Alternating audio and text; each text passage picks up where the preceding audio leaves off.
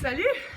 Je pensais à vous justement parce que je pensais à un verset dans le livre d'Ésaïe qui dit « Ceux qui espèrent dans le Seigneur renouvellent leurs forces. Ils prennent leur essor comme des aigles, ils courent et ne s'épuisent pas, ils marchent et ne se fatiguent pas. » Et comme j'étais en train de courir et de m'essouffler, je me demandais bien ce que ça pouvait vouloir dire. Alors nous entrons dans une nouvelle phase de nos vies en ce moment où les portes se rouvrent et en même temps on est emprunt à beaucoup de questionnements, de craintes et d'incertitudes. Et tout cela peut nous épuiser, nous essouffler, nous fatiguer même parce qu'on se pose beaucoup de questions pour nos vies et l'autre devient celui dont on ne doit pas s'approcher. C'est perturbant, vous ne trouvez pas ?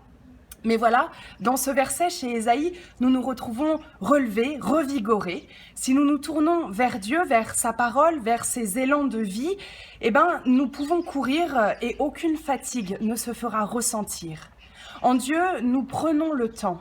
Nous prenons le temps, ne cherchons pas à accélérer les choses parce que nous arriverons à bout de souffle et avec un claquage, et ce n'est pas le but.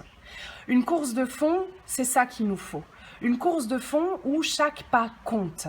Nous avons le risque de reprendre nos rythmes de vie habituels en ce moment, dans tous nos projets, mais que ce soit une course pour que tous nous allions loin et que nous ne perdions personne en chemin. Et si nous marchons, comme le dit Ésaïe, nous ne nous épuiserons pas. Continuons à prendre le temps.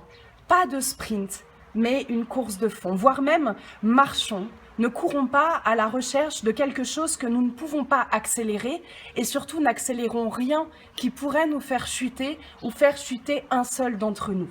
Alors oui, dans cette reprise floue actuellement, continuons à prendre le temps de la respiration en Dieu pour ne pas nous essouffler ou nous fatiguer et alors nous deviendrons des sportifs de haut niveau pour Dieu et par Dieu afin de choisir la vie. Allez, j'y retourne.